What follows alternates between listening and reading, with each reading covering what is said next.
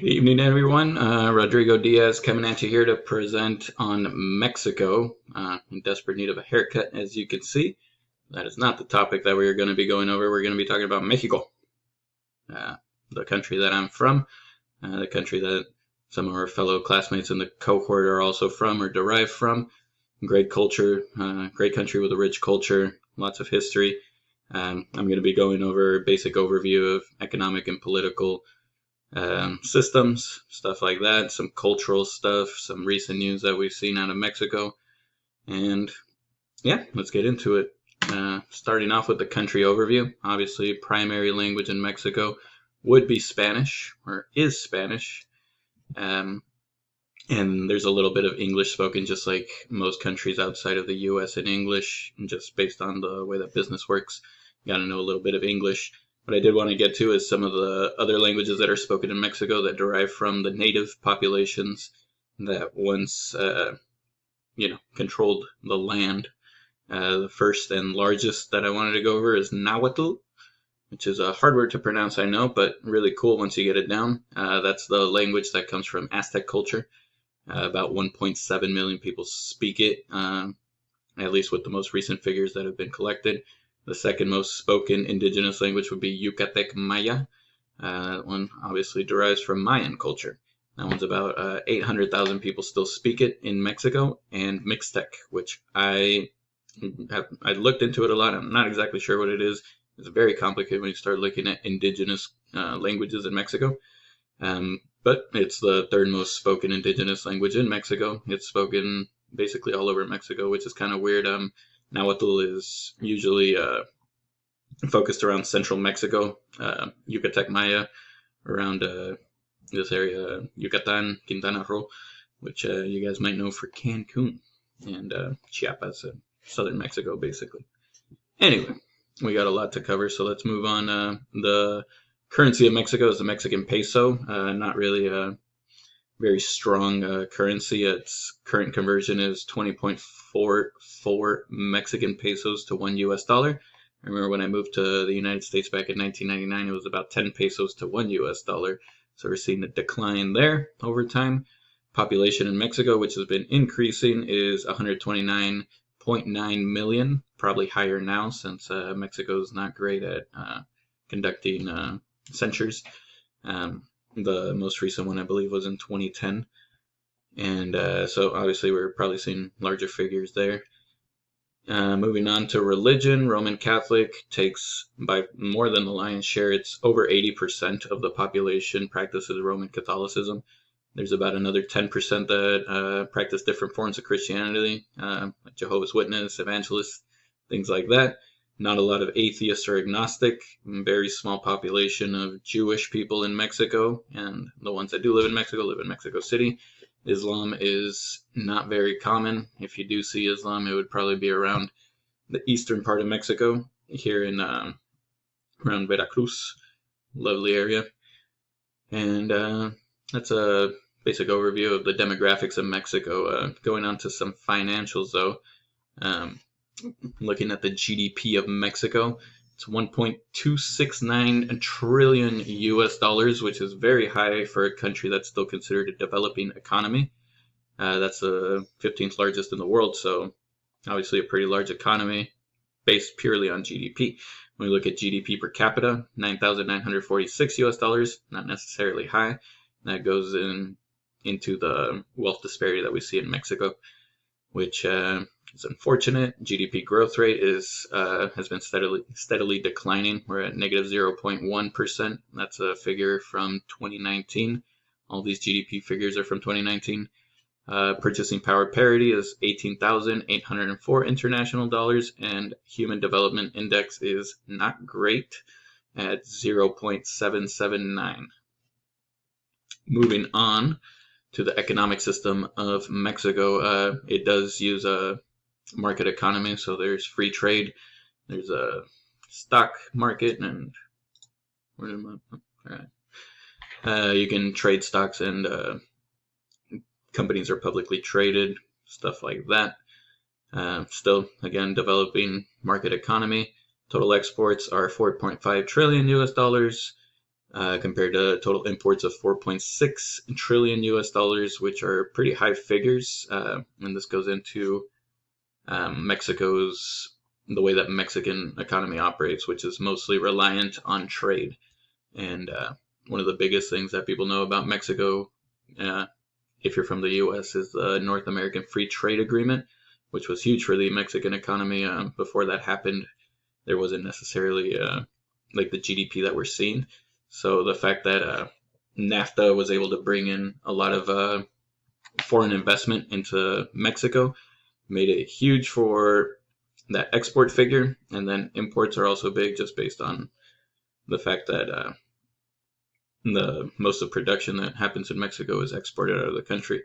That leaves us with a negative trade balance of 130 billion US dollars, which is not terrible. It's almost breaking even considering the scale of the numbers that we're looking at.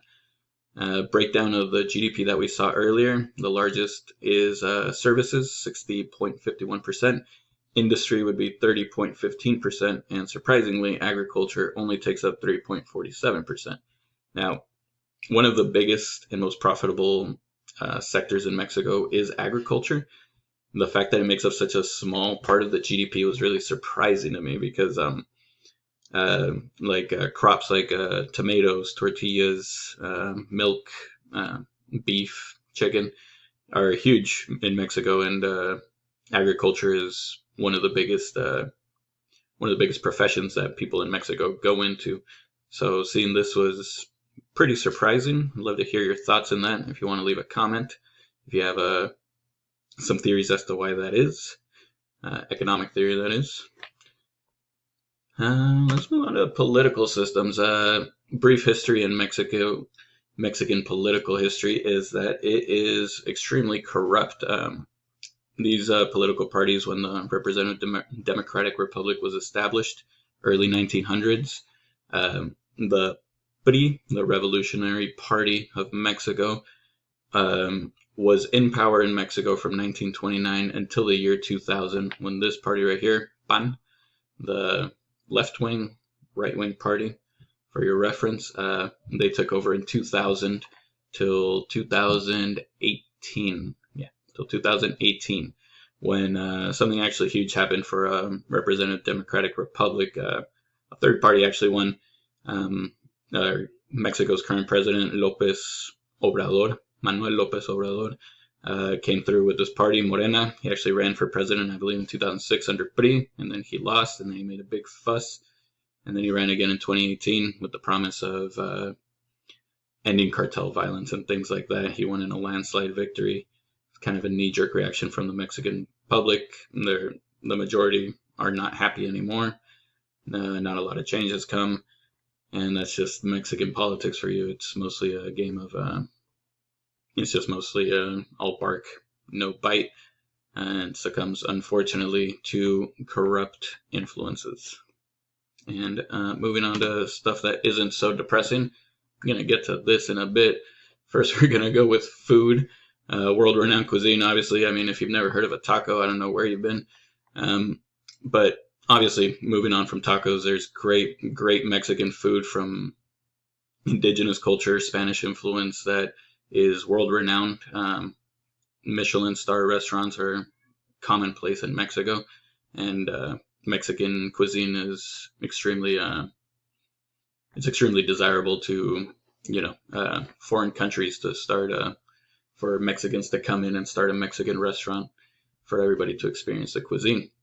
Moving on to art, I just chose the two most famous artists from Mexico. That would be Diego Rivera, Frida Kahlo. Frida Kahlo is famous for her self-portraits that were done in a sort of surrealist, almost like pop art kind of way. They became very iconic and influential. Diego Rivera, one of my favorite artists, is famous for his murals. Make these massive murals that are extremely political and really tell the story of Mexico in a almost depressing kind of way. But that's just the reality of Mexico, and it gives birth to art like this, which I appreciate very much. Moving on to Mexico, indigenous music is obviously very popular. Latin rock and pop music, extremely popular. mariachis. As you can see over here to your right, that's me dressed up as a mariachi when I was 4 years old. This was for Mother's Day in Mexico. My school decided to do a little mariachi thing. And I was trying to find pictures of mariachi, so I remembered I had this one. And that's a good representation of Mexican culture, in my opinion. Banda, corridos, there's many more. Not a big fan of all that kind of music. I prefer rock myself and mariachis, as you can tell. And I love tacos. Moving on to more culture, values, and norms. Getting back to a little more serious topic. Mexico is a very traditionally conservative culture. In Spanish, we call it machismo, which means masculine-dominated culture. When we are looking at this, so this is the Women's March in Mexico that happened this year. When we see this woman over here, she's holding a sign called No Nos Maten, which means don't kill us, because violence against women is still unfortunately extremely prevalent. We're doing a lot better now. Fortunately, not fast enough, but that's just the reality of culture in Mexico. So we're definitely doing better there. It's very much Mexican culture is strung up on family values. The man works, the traditional family values. So the man works, the woman stays home, the woman doesn't go to school. That's something that younger generations are fighting very hard to reverse and get on the right track with. Unfortunately, LGBTQ plus rights in Mexico are almost non-existent. Mexico has the second highest rate of murder for transgender individuals. I have gay and lesbian cousins that, it's not easy to come out. Luckily, my family is a little more accepting than most. Some of my friends, they don't even tell their parents. It's just something that you don't really talk about in Mexico. And that's the culture that we're dealing with, unfortunately. But we're moving in the right direction, so that's good. And I wanted to round it off with recent news in Mexico. I don't know if I'm making Mexico sound terrible, but per BBC, COVID-related, Mexico currently has the second highest COVID-related death rate in the world. I found this depressing little map right here that shows you, this is where I'm from right here, Mexico City. We are at a level 10 maximum of risk of dying from COVID, and that's only about 2 months ago.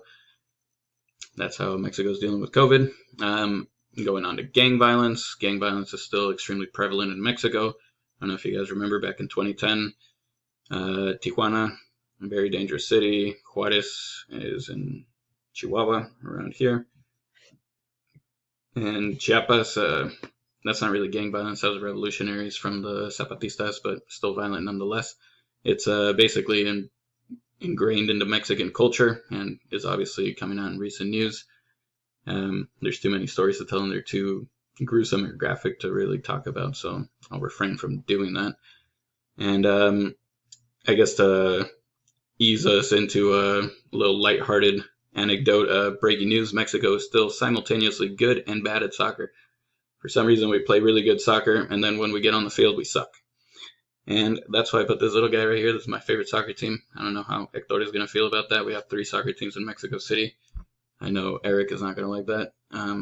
Either way, best team in Mexico. If you have to support a team in Mexico, support America. America.